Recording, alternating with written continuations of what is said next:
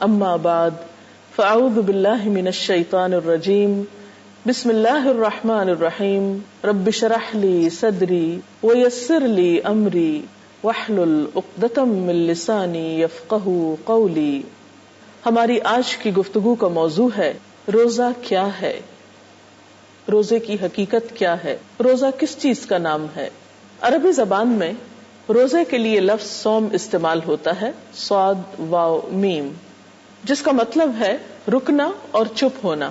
شریعت میں روزہ اس بات کا نام ہے کہ انسان روزے کی نیت کر کے طلوع فجر سے لے کر غروب آفتاب تک کھانے پینے اور بعض دوسری معین خواہشات کو پورا کرنے سے رکا رہے، اپنے آپ کو روکے رکھے۔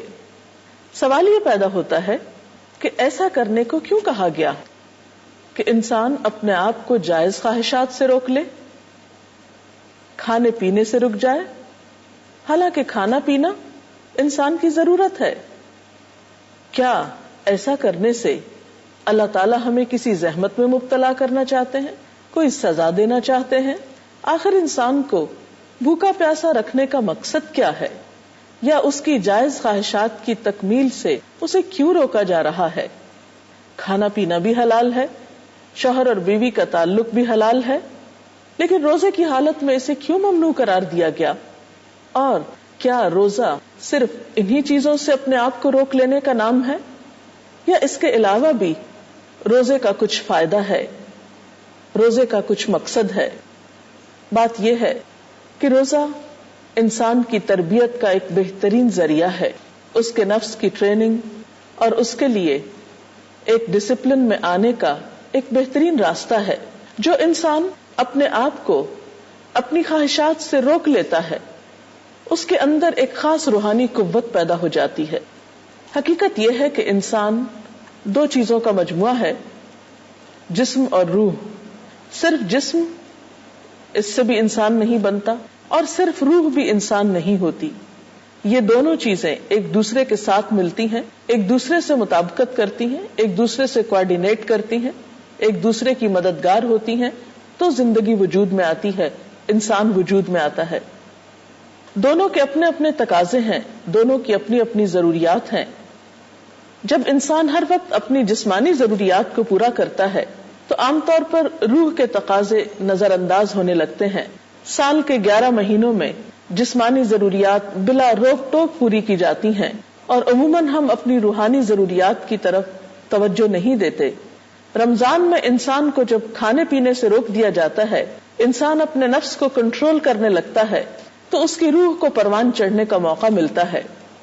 جب روحانی قوتیں پروان چڑھتی ہیں تو انسان کے اندر بصیرت پیدا ہوتی ہے، گہری سوچ پیدا ہوتی ہے، اور انسان اس طریقے سے اپنی بعض ایسی عادات پر قابو پا سکتا ہے جو اس کی روح کو زخمی کرنے والی، اس کے دل کو بوجھل کرنے والی اور اس کو غم اور پریشانیوں میں مبتلا کرنے والی ہوتی ہیں۔ حقیقت یہ ہے کہ روزہ انسان کی روحانی بیماریوں کا بھی علاج ہے، اور اس کے ساتھ ساتھ اس کی جسمانی بیماریوں کے لیے بھی ایک علاج کی حیثیت رکھتا ہے۔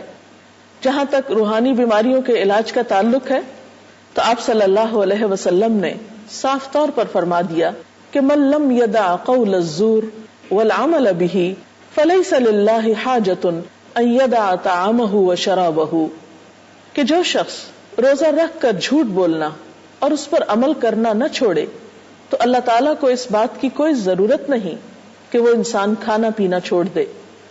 تو گویا روزہ محض کھانا پینا چھوڑنے کا نام نہیں، بلکہ بری عادات کو چھوڑنا بھی روزے کا تقاضا ہے۔ جب انسان بری عادات کو چھوڑتا ہے تو وہ روحانی طور پر صحت یاب ہوتا ہے، اور جب انسان دن بھر میں بلا ضرورت کھانا پینا چھوڑتا ہے تو اس کی جسمانی صحت بھی بہتر ہوتی ہے۔ آج کے اس پروگرام میں ہم چند چیزیں جسمانی صحت کے اعتبار سے دیکھیں گے کہ روزہ کس طرح ہماری صحت کو بہترین کرنے میں مددگار ہے۔ سب سے پہلی چیز یہ کہ جب ہم کھانے پینے کے اوقات میں ایک وقفہ لاتے ہیں تو اس سے ہمارا نظام انہضام بہتر طور پر کام کرتا ہے۔ بطور خاص ہمارا جگر یعنی لیور، جس کے ذمہ کھانا ہضم کرنے کے علاوہ 15 مزید عمل بھی ہوتے ہیں، لیکن چونکہ ہم سارا دن کھاتے پیتے رہتے ہیں تو اس بیچارے کو فرصت ہی نہیں ملتی کہ کوئی اور کام بھی بہتر طور پر کر سکے. جب کھانا ہضم کرنے کے علاوہ اسے فرصت ملتی ہے تو دیگر کام زیادہ بہترین طور پر ہو سکتے ہیں.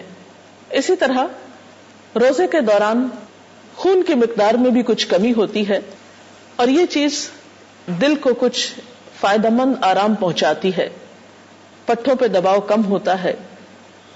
افطار کے وقت تک خون میں موجود غذائیت کے تمام ذرے تحلیل ہو چکے ہوتے ہیں، جس سے شریانوں کی دیواروں پر چربی وغیرہ نہیں جمتی اور شریانیں سکڑنے سے محفوظ رہتی ہیں. اس طرح روزہ دل کی بیماریوں سے بھی حفاظت کا ذریعہ بنتا ہے. پھر اسی طرح روزے کے دوران خون میں غذائیت کی کمی کے باعث ہڈیوں کا گودا بنانے کے لیے سٹیمولیٹ ہوتا ہے اور کمزور لوگ بھی روزہ رکھ کر بآسانی اپنے اندر زیادہ خون پیدا کر سکتے ہیں. روزے کے دوران اعصابی نظام، نروس سسٹم مکمل سکون کی حالت میں ہوتا ہے اور خاص طور پر عبادت اور نماز، تراویح اور وضو مزید تسکین کا باعث بنتے ہیں. اسی طرح روزے کے دوران جسم میں میگنیزیم کی مقدار بڑھ جاتی ہے، جس کے کئی فائدے ہوتے ہیں اور سب سے اہم یہ کہ انسان کا دل بیماریوں سے محفوظ رہتا ہے. ہارٹ اٹیک کے پیشنٹس کے لیے میگنیزیم کا استعمال کیا جاتا ہے. یہ آرٹریز کو سکڑنے نہیں دیتا اور پھر اس سے انجائنا اور دل کی دیگر تکالیف دور رہتی ہیں. اسی طرح روزے کی وجہ سے گروتھ ہارمونز کے اخراج میں اضافہ ہوتا ہے. اس وجہ سے پابندی سے روزہ رکھنے والوں کی جلد میں زیادہ عمر کے باوجود جھریاں زیادہ نہیں پڑتی. گروتھ ہارمونز کی وجہ سے جسم کی چربی کم ہوتی ہے، پٹھوں میں پروٹین بڑھتی ہے اور فری فیٹی ایسڈز کی تیز حرکت کی وجہ سے پٹھوں کو توانائی مہیا ہوتی ہے. یہ ایک حقیقت ہے کہ جو انسان کی عمر بڑھتی جاتی ہے اس کی نیند کم ہونے لگتی ہے، لیکن روزے کی حالت میں انسان کے جسم کو اور خصوصاً اعصابی نظام کو ایسا سکون میسر آتا ہے اور ایک خاص مادہ جسم میں خارج ہوتا ہے جس کا جسم پر ٹرینکولائزر یا مسکن اثر ہوتا ہے. اس بنا پر روزے میں نیند کی کوالٹی بہتر ہو جاتی ہے، گہری نیند بھی آسانی سے آتی ہے اور گہری نیند کے دوران جسم اور دماغ دونوں کی ریپیئر ہوتی ہے. اسی لیے کہا جاتا ہے کہ رمضان میں 2 گھنٹے سونا عام دنوں کے 2 گھنٹوں کی نیند سے کہیں زیادہ مفید ہوتا ہے. پھر اسی طرح رمضان میں خواب کا دورانیہ بھی روزے کی وجہ سے کم ہوتا ہے. آنکھوں کی جو ریپڈ موومنٹ ہے اس میں بھی کمی واقع ہوتی ہے. انسان کی یادداشت میں بھی اضافہ ہوتا ہے. پھر اسی طرح ہم دیکھتے ہیں کہ روزہ رکھنے سے خوراک کی توڑ پھوڑ کا بنیادی نظام یعنی میٹابولک ریٹ جو ہے وہ بھی معتدل رہتا ہے. رمضان کی راتوں میں نماز تراویح انسان کی صحت کے لیے ایک بہترین نسخہ ہے. ایک عام انسان میں ایک دن کی تراویح نماز میں کم از کم 200 کیلوریز استعمال ہوتی ہیں. پھر اسی طرح ایک بہترین جسمانی ورزش بھی ہے. اس سے جسم میں لچک آتی ہے، ڈپریشن اور انگزائٹی کم ہوتی ہے. جب ہم مسلسل قرآن پاک بلند آواز میں سنتے ہیں تو اس سے بھی دل کو راحت ملتی ہے. اور عام طور پر بھی یہ بات ثابت ہوئی ہے کہ لمبی نماز کی وجہ سے دل کی بعض بیماریوں میں کمی آتی ہے. روزہ اور جسمانی صحت کے حوالے سے ایک بات ڈاکٹر جوئل فرمن کے ایک کتاب کے حوالے سے کرنا چاہوں گی. کتاب کا نام ہے fasting and eating for health. Doctor Fuhrman کے ساتھ کچھ اتفاق یہ ہوا کہ آئس اسکیٹنگ کے دوران ان کی ٹانگ ٹوٹ گئی. انہوں نے دیکھا کہ ان کے والد ارتھرائٹس کے لیے اپنا علاج روزے رکھ کے کر رہے ہیں. جب اور دواؤں وغیرہ سے پوری طرح صحت یاب نہ ہوئے تو انہوں نے بھی اس نسخے کو آزمانا چاہا اور وہ اپنا ذاتی تجربہ اس کتاب میں لکھتے ہیں کہ 36 دن کے روزے رکھنے کے بعد وہ مکمل طور پر صحت یاب ہو گئے. ان کا کہنا یہ ہے کہ روزے کے دوران جسم کے اندر یہ صلاحیت زیادہ پیدا ہو جاتی ہے کہ کیلشیم کے ڈپازٹس واپس جسم کے اندر جذب ہو جائیں. انہوں نے اپنے ذاتی تجربے کے بعد دوسرے مریضوں کو بھی روزے رکھوا کر صحت کا نسخہ بتایا. لیکن بات یہ ہے کہ بہت سے لوگ اس نسخے کو اپنے لیے مشکل پاتے ہیں. تو بہرحال روزہ ہماری جسمانی اور روحانی صحت دونوں کے لیے بہت مفید ہے. اس کے ساتھ ہی آج کے پروگرام کا وقت ختم ہو رہا ہے. اجازت چاہتے ہیں. اللہ حافظ.